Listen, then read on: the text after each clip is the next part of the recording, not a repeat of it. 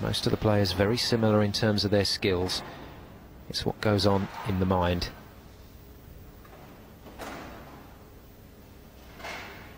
Eight strikes for Ong in that game.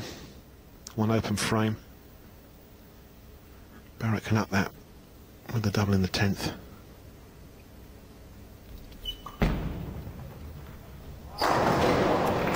Oh, unlucky. Well, Round of applause. I think that 10-pin was hit at least twice by messengers and other lying dead wood. It's a fraction light in the pocket, and there's the messenger, the head pin. Hits it, and I think the 4-pin hits it as well. So, if he strikes out, or spares and then strikes, he's going to have a 1-pin lead over Ong. This match will be beautifully poised. Now, is he going to have a lead? Or are we going to have a tie going into the second game? That's always possible as well if he leaves one standing. Well, obviously, if it's a tie, then the game becomes, or the match becomes a one-game shootout rather than two, which is really exciting. Great viewing, great 10-pin bowling. Not great for the heart rate in the commentary box, though, I can tell you, Cass. No, that's right, but we just like to see 10-pin bowling showcased around the world at its highest level. And once again, Matchroom have come up with 16 of the top players in the world. Oh, he has left one. And so we are going to go in to the second game, even Stevens. That's nice. Good to see between the two players. Well, it's as you were. Back to square one. Both players potentially on the same score at the end of this match. It's nip and tuck as our players start the second game all square. We'll be back after the break. This is the PartyPoker.net World 10-Pin Masters, and our players tonight are willing the pins to fall over as they compete for a place in the semi-final. Let's go back to our commentary team. Well, Cass, hope I don't misquote or get the golfer's name wrong, but I think it was someone like Walter Hagen all those years ago that said golf occurs in the space, the 6-inch space between your ears and nowhere else. And there's a lot to be said for that quote when you apply it to 10-pin bowling. It's a mental game. These guys have developed their skill level. They're very similar in terms of that, but it's what you do upstairs that counts. Unfortunately, not being old enough to remember Walter Hagen, you obviously do, but you're quite right in the quote. The game is between your ears. Straight through the head pin. Not a great start to this second game from Dominic Barrett, and it's clear that the pressure Remy Ong has managed to apply is just starting to affect this young man's swing. Not quite as free and easy as it has been. Yeah, I think he missed his mark a bit there. His rev rate's down. He's just inside his line, and that's why. Through the head pin, leaves the 3, 6 and the 10-pin standing. Just that little cluster in the corner. Needs to be accurate. He should straighten his shot out and take this one across the lane from the right-hand side. Needs to be good, and is. That's a good spare under pressure. Well, we often chat about the draw back in the green room, myself and Cass, and your prediction, Cass, we've got to be fair, your prediction was Barnes, Belmonte, Moore, Ong as our semi-final lineup. So you're starting to feel a little more confident about seeing that prediction through? It's not a bad 4-horse accumulator, is it? Yeah, I'm quite satisfied with the way things are going at the moment. Don't ask me to predict the finalists or the winner, not just yet anyway. No, I'll leave that rather thorny question for some time in the future.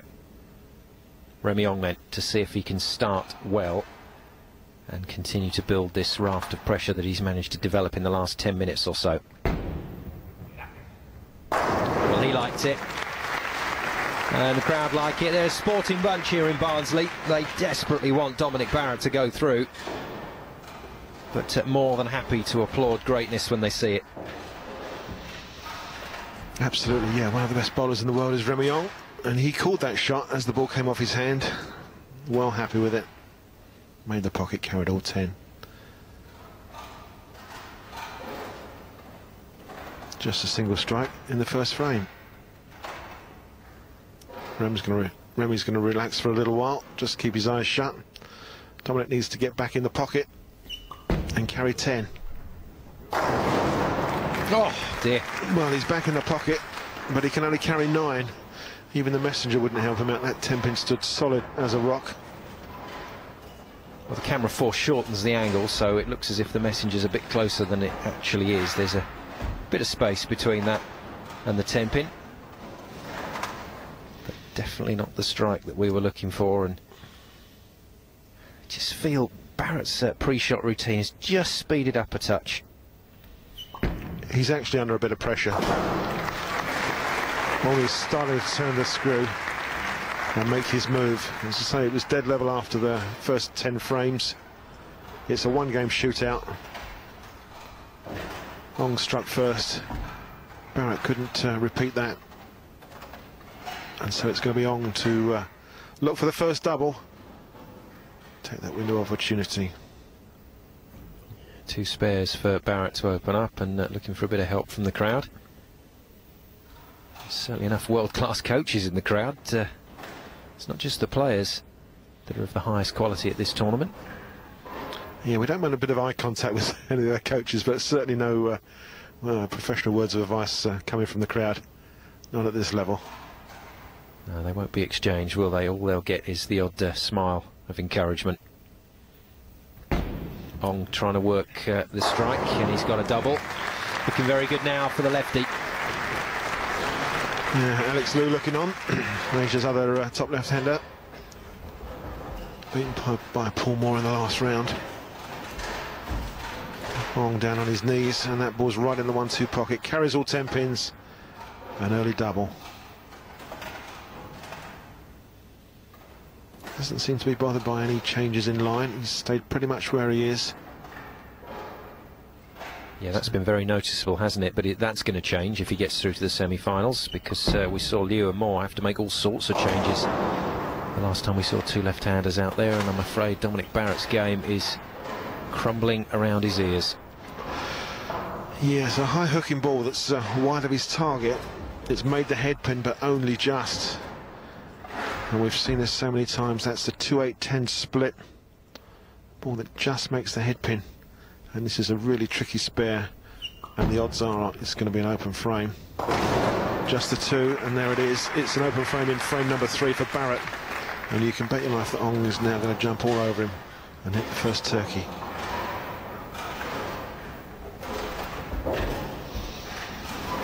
The pressure's telling on Barrett, and that really wasn't what he wanted in frame number 3. Well, these players set themselves high standards. Dominic will be very upset with those stats that you can see on his scorecard. Ong, though, in terms of high standards, will have only one request here. There is no other option for him other than a strike as far as he's concerned, because he knows with that strike he is giving himself an incredibly good chance of progressing into the semi-final.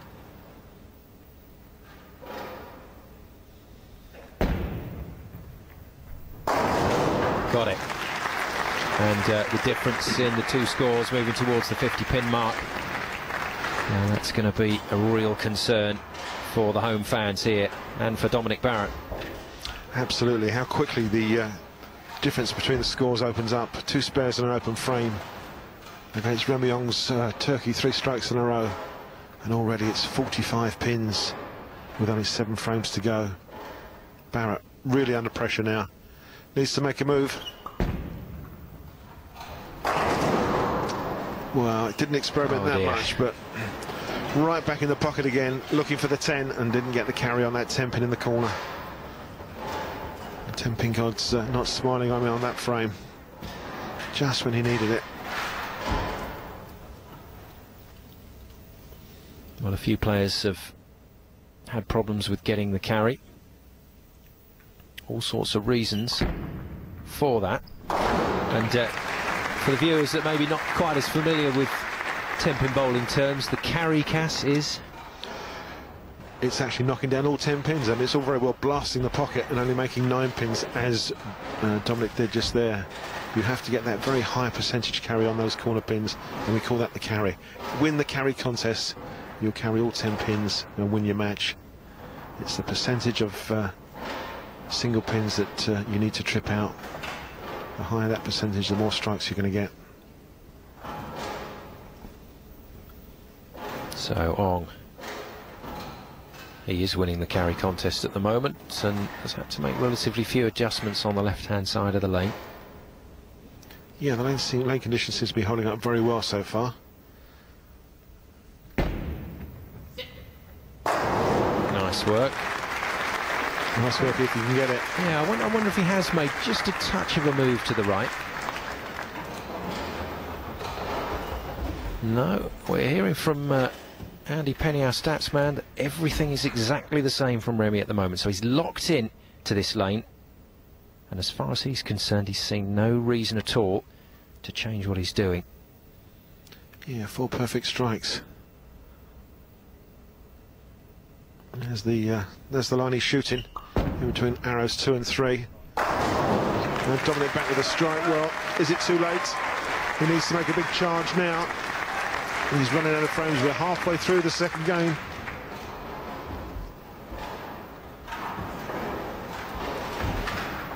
Yeah, we hear that Dominic has moved in 2 boards from his original target. So tough though, you make your decision, you make your change, but in this short format, if it's wrong, you could make things even worse than they were. Absolutely, yeah, he's done the right thing. He's stayed pretty much in his zone. He's been reasonably comfortable all the way through. Just started game 2 with a little glitch, whereas Ong was strike perfect.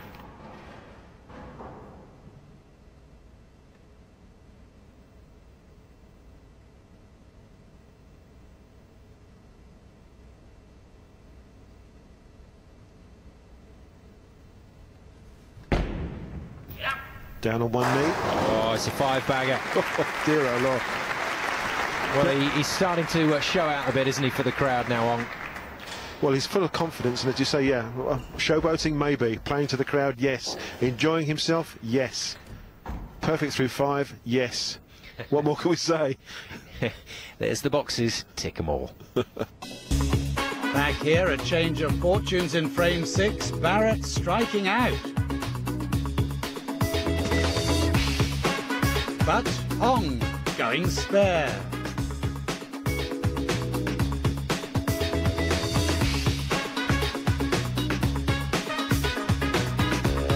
The Englishman repeated the strike in the next frame to put a little bit of pressure on Ong in frame 7. Ong's last delivery, he was exactly the same in every respect in the previous 5. But the lane must have changed because the result was different, and it has changed on him, and Ong now is going to have some decisions to make. Yes, the gap closes. That's fascinating stuff, isn't it, Cass? Comes down to 22 pins. Ong was looking for 10. It was light in the pocket, didn't get any mix. Leaves himself 2 pins standing up. He doesn't go to his spare ball. He stays with his strike ball, look.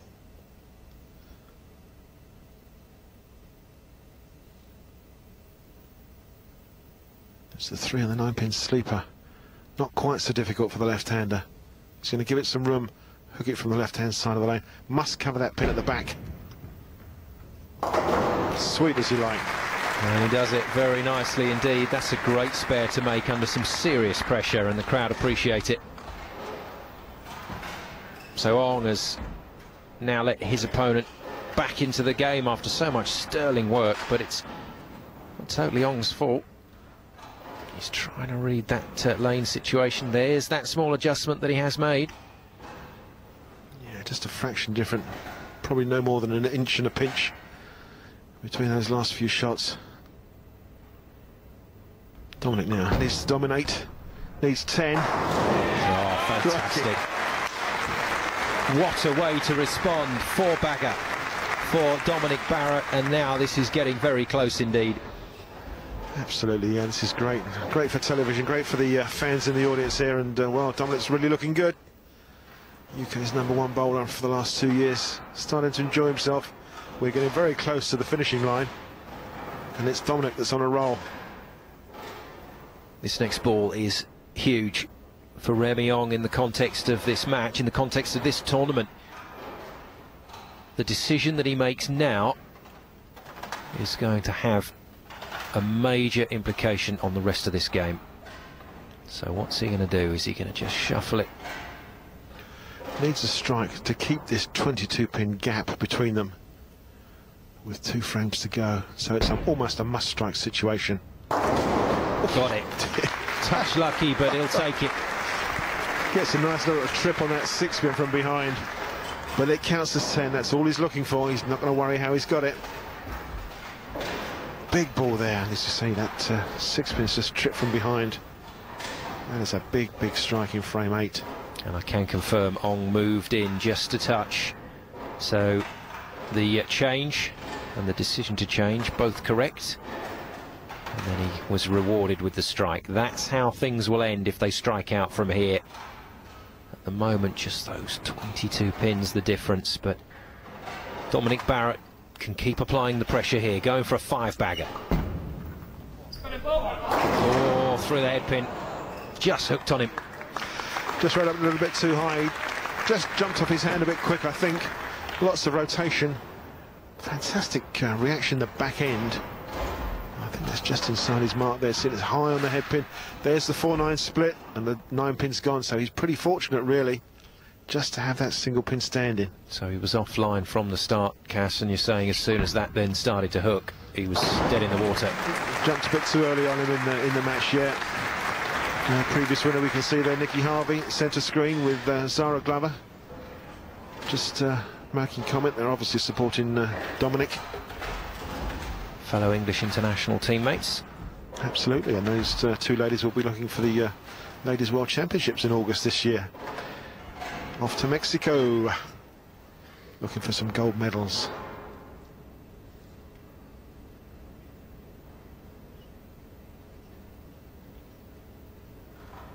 Ong, he knows better than anyone that the door is just open again. Yeah, striker could just sew this one up. Oh dear, he's high on the head pin. Me. How close was he there to a horrible split? Dear, oh dear, that was so close. Now, are both these players under pressure? Well, I would have think so, yes. Looking for the strike to give him the double. Can't make it. Single 4-pin standing on its own. I'll take that back. He got a pretty good mix onto the 10-pin. And puts that one away. He did miss that in the first game, the 7-pin. But not this time round. So spares that. Both players have spared in the foundation frame. And Cass, this is all going to come down to their last visit to the foul line. 23 pins is the difference in favour of Remy Ong, the left-hander from Singapore. He's just going to have to keep the ball in the lane, and the match will be his. All Dominic can do is strike out and hope that Remy goes elsewhere for 1 frame. I can't see it. There's the first of those strikes. 4-4-9 is the maximum aggregate score that Dominic Barrett is looking at, and he needs every single one of those pins. Got the potential, Cass, to be our closest finish at this year's tournament. Absolutely, yes. Dominic goes through the 200 barrier in game number 2. Unfortunately, it appears as though he may be just a few pins short. He had that big open frame, don't forget, in frame number 3. Went 4 frames without a strike, and then hit 4 in a row. Takes a re-rack in the on the second ball in the 10th frame. Obviously looking for 2 extra strikes. Again with 2-2-4.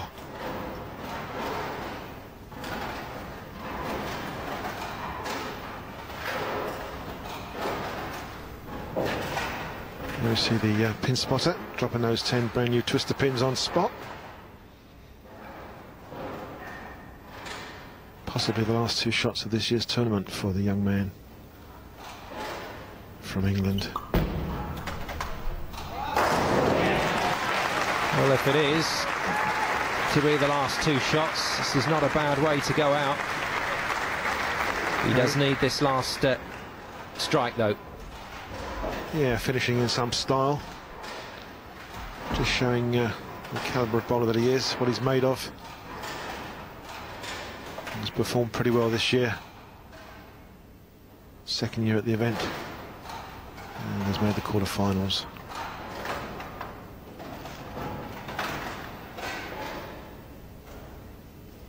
Strike for a 224 to go with his 225 from the first game. Not a bad aggregate, but a losing one, I think. Oh, he went way too wide, didn't come off the hand too well there. Not made a tremendous difference, but he needed every single pin he could get. 4-4-5 is what Dominic Barrett finishes with, and a second game of 220, just about a par score. But it's not going to be enough, we think, against the Asian #1 bowler, Remy Ong. And the destiny of this match is in Remy Ong's hands. And look at that, he's going to do exactly what he does every single time. He will prepare carefully, and until he's ready, we're not going to see anything from this man. Just keep it on the lane, keep it in play. Now, does he just blow into the thumb hole before he puts that in, or does he kiss the ball? It's just throw the bit of air in there just to evaporate any sort of sweat that may be there. Nice and snug. There's your winner. Great work from Remy Ong. He's come up with the goods when he's needed it. It's not his most convincing performance by any means, but we can say exactly the same of his opponent, Dominic Barrett. It's been a right old scrap, this one. And another fascinating match at the World 10-Pin Masters.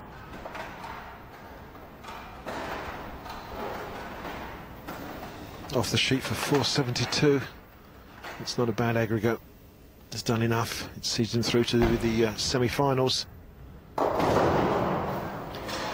I never. If that had happened on the last delivery, then Dominic Barrett might have been laughing. But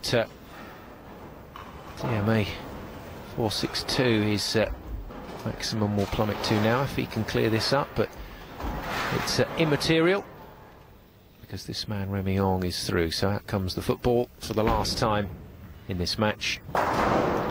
Dispatches 3 pins for an aggregate score of 460. 225 in the first game is what Remy Ong managed, but he came back very strongly in the second. 235, good enough to build a 460 overall total, and good enough to beat Dominic Barrett of England. Remy Ong will go through to meet Paul Moore in an all left-handed semi-final. So now we know the 4 semi-finalists: an American and an Australian, a player from Singapore and a player from England. No player has ever won back-to-back titles. That's the target for Chris Barnes. Next up, it's the semi-finals, and stress levels are rising. Chris Barnes meets Jason Belmonte head-to-head. Find out who wins in the PartyPoker.net World 10-Pin Masters.